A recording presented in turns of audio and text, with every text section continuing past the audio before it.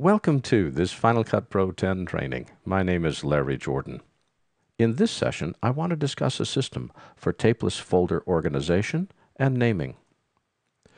When we edit video, we're working with two sets of files. Source media is the media you shoot in your camera. These are your master files. Edit media is the media you edit with. Sometimes these are the same files, sometimes they aren't. This tutorial illustrates a system you can use to copy, organize, and name the source files you shoot. In Chapter 2, I'll discuss how Final Cut Pro 10 ingests these files into the Events folder for editing. Here's the problem. In production, you record images from your camera to a card. You copy the card to a hard disk, and then you erase the card so you can use it again in production. The word erase just sends chills down my back. For production, you need a fast, reliable, and easy-to-implement system that guarantees all data is transferred from the card to a hard disk. For post-production, you need a system that assures that you can easily find all the media from that production. Well, there's three parts to the solution. First, you want to be sure that you are copying the correct files. Second, you want to copy the files safely and accurately to folders on a hard disk. And third, you want to organize and name the folders properly so you can associate them with the correct project and find them when you need them. The first step is to copy the right files. Always, always, always select the entire contents of the card and copy the entire contents of the card to a single folder on your hard disk. You copy one entire card to one folder. Never ever copy just a portion of the card. It will always lead to disaster.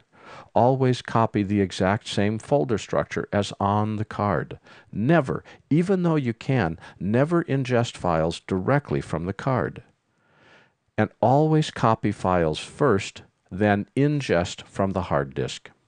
The reason not to ingest directly from the card is simple. If you ingest from the card and then erase the card, you don't have any backups. And if for some reason that file that you ingested gets corrupted or lost or erased, you've lost that particular shot permanently. There's no way to get it back. You always want to make a backup because these folders become your camera masters. In fact, I recommend always making at least one backup of all media shot during production before you leave the set that day. That way you know you have multiple copies of all the media that you've shot that day. The second step is to copy your files safely. I recommend copying files on set to a RAID. Either a RAID 1 or RAID 5 system automatically creates what's called data redundancy. It duplicates your data. In the event one of the hard drives inside that RAID dies, your data is still safe. The speed of your hard disk or your RAID is much less important than data redundancy, because you're simply copying from the camera or the card, most generally off a very, very slow USB connection. And it's not unusual to copy files to more than one hard disk at a time. If you're going to be doing a lot of tapeless work, there's a good utility that makes working with tapeless media a lot easier. It's published by Imagine Products, and it's called ShotPut Pro. The third step is to name your folders. You don't name files, you name folders. Final Cut Pro 10 uses this folder name as one of the keywords to finding that media in the future.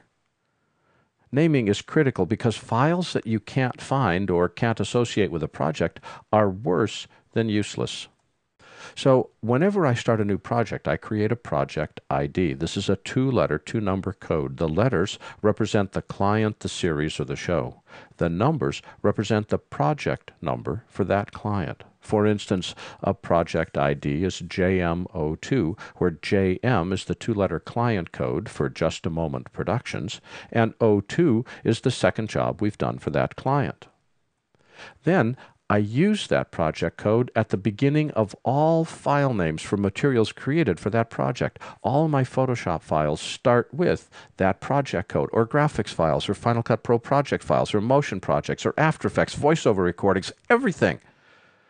That way, if you ever need to find a file, you simply search for the project code and every file name that starts with that project code shows up. You see, I don't tell this to just everyone, but I am convinced that at midnight, data files sprout feet. Yes, I know it's kind of hard to believe inside a hard disk, but I think files have feet because they get up on those little feet and they move all around the hard disk. This is the only thing I can attribute to the fact that sometimes files are not where I expect them to be. It's certainly not that I made a mistake. They have feet. I'm getting buttons printed that say files have feet. But I digress. Folder naming builds on this project code. I use the following folder naming convention. I start with the project code, then the date that I shot the card, the camera, the A, B, or C camera, and the card number. So for instance, JM02 110601 A02. JM02 is the project code. 110601 is the date that I shot the folder. It's the A camera, the B camera, the C camera. It's the first, the second, the third card. In this case, it was the JM02 project, shot on June 1st, A camera, second card. And note that the date format is in year, month, date. This allows it to sort alphabetically and chronologically at the same time. I store all my source media folders on a separate hard drive from the rest of my editing files. Source files are not stored in the events folder. Source files are the original camera masters before Final Cut moves them into the events folder. And here's how I organize my source media folders in the Finder. I have a second drive here, and on the second drive, I've created a folder called Source Media. When I open up Source Media, here's the clients that I'm working with. There's Always and Fred's Grocery and Just a Moment.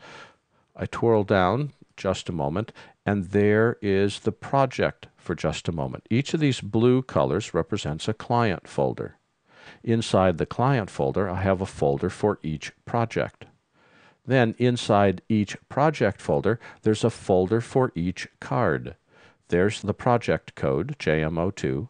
There's the date it was shot, A camera, first card, second card, B camera, first card, A camera, third card, shot on a different day. Each folder contains a single card.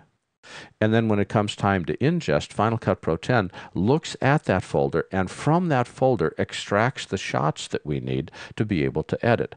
When we're working with tapeless media, we take one card, put it into one folder, and then Final Cut will then take that folder and create separate shots from it.